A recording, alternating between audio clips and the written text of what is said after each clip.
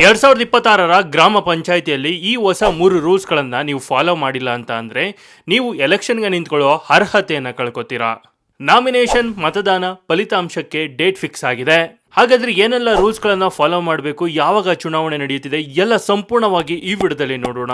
ನೀವು ಕೂಡ ನಮ್ಮ ಹಳ್ಳಿಯವರಾಗಿದ್ದರೆ ತಪ್ಪದೆ ಈ ವಿಡಿಯೋವನ್ನು ಲೈಕ್ ಮಾಡಿ. ಹಾಗೆ ನೀವು ಯಾವ ಜಿಲ್ಲೆಯಿಂದ ವಿಡಿಯೋ ನೋಡ್ತಾ ಇದ್ದೀರಾ ಅಂತ ನಮಗೆ ಕಮೆಂಟ್ ಮೂಲಕ ತಿಳಿಸಿ.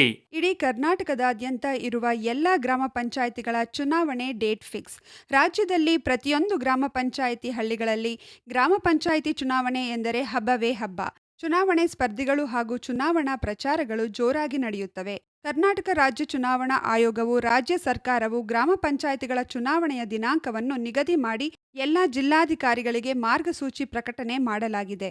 ಬನ್ನಿ, ನೀವು ಕೂಡ ಹಳ್ಳಿಯವರಾಗಿದ್ದರೆ ನಿಮ್ಮ ಊರಿನಲ್ಲಿರುವ ಗ್ರಾಮ ಪಂಚಾಯಿತಿಗೆ ಚುನಾವಣೆ ಯಾವ ದಿನಾಂಕದಂದು ನಡೆಯಲಿದೆ, ಯಾವಾಗ ರಿಸಲ್ಟ್ ಮತ್ತು ಕೋಡ್ ಆಫ್ ಕಂಡಕ್ಟ್ ಯಾವಾಗಿನಿಂದ ಜಾರಿಯಾಗಲಿದೆ ಹಾಗೂ ಈ ಬಾರಿ ನಡೆಯುತ್ತಿರುವ ಈ ಚುನಾವಣೆಯಲ್ಲಿ ಹೊಸ ರೂಲ್ಸ್ ಜಾರಿಗೆ ತಂದಿದ್ದು ಯಾವೆಲ್ಲ ಹೊಸ ರೂಲ್ಸ್ಗಳು ಜಾರಿಗೆ ಬಂದಿವೆ ಎನ್ನುವ ಬಗ್ಗೆ ಕಂಪ್ಲೀಟ್ ಆಗಿ ಈ ವಿಡಿಯೋದಲ್ಲಿ ನೋಡೋಣ. ಬನ್ನಿ, ನೀವು ಕೂಡ ಹಳ್ಳಿಯವರಾಗಿದ್ದರೆ ಈ ವಿಡಿಯೋಗೆ ತಪ್ಪದೆ ಲೈಕ್ ಮಾಡಿ ಹಾಗೂ ಕೊನೆವರೆಗೂ ನೋಡಿ.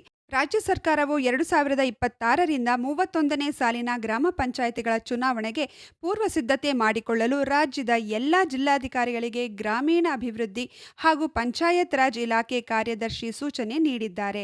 ರಾಜ್ಯದ ಎಲ್ಲ ಜಿಲ್ಲಾಧಿಕಾರಿಗಳಿಗೆ ಗ್ರಾಮೀಣ ಅಭಿವೃದ್ಧಿ ಹಾಗೂ ಪಂಚಾಯತ್ ರಾಜ್ ಇಲಾಖೆ ಕಾರ್ಯದರ್ಶಿಯಿಂದ ಸೂಚನೆ ನೀಡಲಾಗಿದೆ. ಈ ಮೂಲಕ 2020-25ನೇ ಅವಧಿಯ ಗ್ರಾಮ ಪಂಚಾಯಿತಿಗಳ ಅವಧಿಯು 2026ರ ಜನವರಿ ಮಾಹೆಯಿಂದ ಪೂರ್ಣಗೊಳ್ಳಲಿದೆ.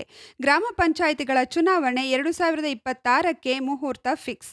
ಗ್ರಾಮ ಪಂಚಾಯಿತಿಗಳ ಚುನಾವಣೆಗೆ ಇದೀಗ ಮುಹೂರ್ತ ಫಿಕ್ಸ್ ಆಗಿದ್ದು, ಸದರಿ ಅವಧಿಯು ಮುಕ್ತಾಯಗೊಳ್ಳುವ ಗ್ರಾಮ ಪಂಚಾಯಿತಿಗಳಿಗೆ 2025ರ ಡಿಸೆಂಬರ್ನಲ್ಲಿ ಸಾರ್ವತ್ರಿಕ ಚುನಾವಣೆಯನ್ನು ನಡೆಸಬೇಕಾಗಿತ್ತು. ಸಾರ್ವತ್ರಿಕ ಚುನಾವಣೆ ನಡೆಸುವ 6 ತಿಂಗಳು ಮುಂಚಿತವಾಗಿ ಮತದಾರರ ಪಟ್ಟಿ ಮುದ್ರಣ ಒಳಗೊಂಡಂತೆ ಇತರ ಎಲ್ಲ ಪೂರ್ವಭಾವಿ ಸಿದ್ಧತೆಗಳನ್ನು ಆಯೋಗವು ಮಾಡಿಕೊಳ್ಳಬೇಕಾಗುತ್ತದೆ. ಆದ್ದರಿಂದ ನಿಗದಿತ ಕಾಲಮಿತಿಯಲ್ಲಿ ಮೀಸಲಾತಿಯ ಅಧಿಸೂಚನೆಯನ್ನು ಹೊರಡಿಸಿ ಅದರ ಪ್ರತಿಗಳನ್ನು ರಾಜ್ಯ ಚುನಾವಣಾ ಆಯೋಗಕ್ಕೆ ಒದಗಿಸುವಂತೆ ರಾಜ್ಯ ಚುನಾವಣಾ ಆಯೋಗ ಕೋರಿತ್ತು. ಪ್ರಸ್ತುತ ಬಹುತೇಕ ಗ್ರಾಮ ಪಂಚಾಯಿತಿಗಳ ಅವಧಿಯು ಜನವರಿ 2026 ತಿಂಗಳಿನಿಂದ ಮಾರ್ಚ್ 2026 ತಿಂಗಳವರೆಗೆ ಮುಕ್ತಾಯಗೊಳ್ಳಲಿದೆ ಎಂದು ತಿಳಿದು ಬಂದಿದೆ.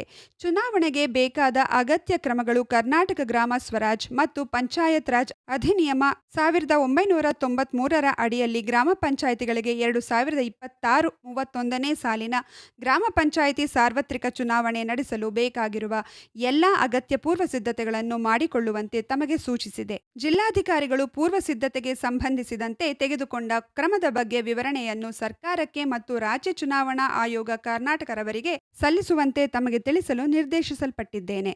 ಗ್ರಾಮೀಣ ಅಭಿವೃದ್ಧಿ ಹಾಗೂ ಪಂಚಾಯತ್ ರಾಜ್ ಇಲಾಖೆಯ ಕಾರ್ಯದರ್ಶಿಯಿಂದ ಸೂಚನೆ ಈಗಾಗಲೇ ಬಂದಿದೆ ಎಂದು ಅಧಿಕಾರಿಗಳು ತಿಳಿಸಿದ್ದಾರೆ. ಜಿಲ್ಲಾಧಿಕಾರಿಗಳಿಗೆ ಡೆಡ್ಲೈನ್ ನೀಡಿದ ಸರ್ಕಾರ ಚುನಾವಣಾ ಪೂರ್ವ ಸಿದ್ಧತೆಗೆ ಸಂಬಂಧಿಸಿದಂತೆ ಜಿಲ್ಲಾಧಿಕಾರಿಗಳು ಕೈಗೊಂಡ ಕ್ರಮಗಳ ಬಗ್ಗೆ ಸಮಗ್ರ ವರದಿಯನ್ನು ಸರ್ಕಾರಕ್ಕೆ ಮತ್ತು ರಾಜ್ಯ ಚುನಾವಣಾ ಆಯೋಗಕ್ಕೆ ಸಲ್ಲಿಸುವಂತೆ ನಿರ್ದೇಶನ ನೀಡಲಾಗಿದೆ. ಮತದಾರರ ಪಟ್ಟಿ ಪರಿಷ್ಕರಣೆ, ವಾರ್ಡ್ಗಳ ಮೀಸಲಾತಿ ಹಂಚಿಕೆ ಹಾಗೂ ಮತಗಟ್ಟೆಗಳ ಸಿದ್ಧತೆ ಬಗ್ಗೆ ಜಿಲ್ಲಾಡಳಿತಗಳು ಈಗಿನಿಂದಲೇ ಕಾರ್ಯಪ್ರವೃತ್ತರಾಗಬೇಕಾಗಿ ಆದೇಶ ಹೊರಡಿಸಲಾಗಿದೆ.